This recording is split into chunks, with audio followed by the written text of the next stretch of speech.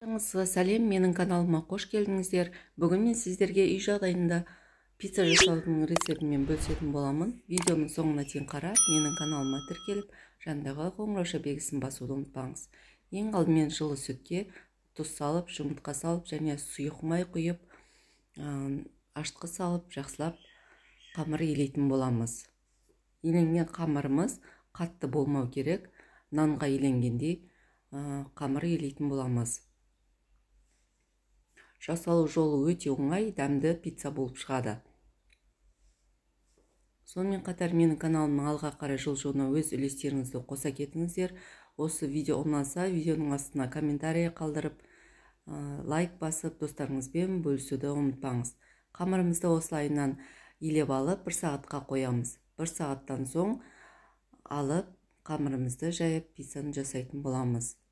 Қамыр көтерілген кезде қатты ашудың қажеті жоқ. Қамыр қатты ашып кетпеу керек. Сәл-сәл ашса жеткілікті.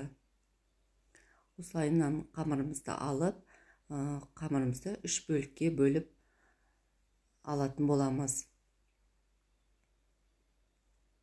Сонымен қатар менің каналымда да басқа рецепттің түрлері өте көп.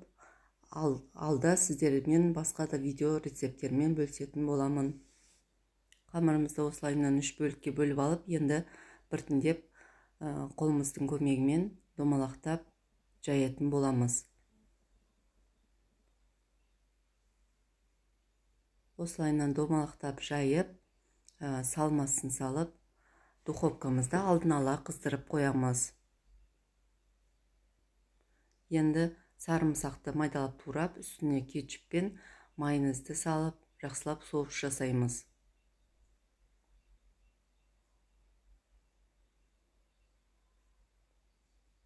Бұл жасалынған қамырымыздан 3 үлкен пицца шығады. Осылайынан протеинімізге салып, қамырымыздың бетіне осылайынан соусты жағып аламыз.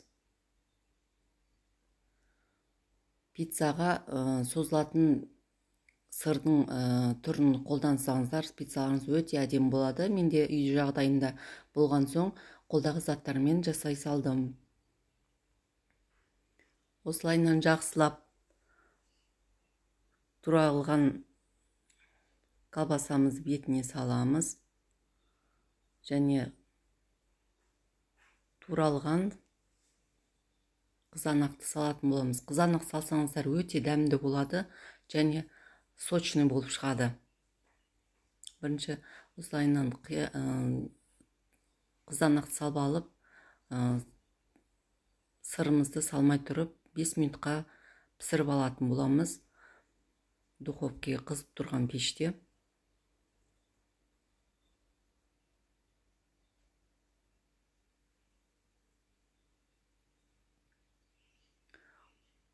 Бес минуттан соң сырымызды дайындап алып, сосын 5 минутқа салатын боламыз.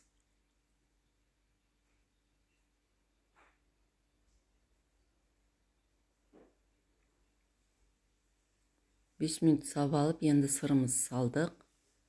Енді 5 минутқа пісіретін боламыз. Біздің пиццамыз дайын. Өте жылдам жасалынады, дәмі өте керемет болып шығады. Балаларыңызға сөз жоқ ұнайды, үй жағдайында жасап көріңіз. Тура осы рецептпен жасасаңыз, пиццаларыңыз өте дәмді болып шығады.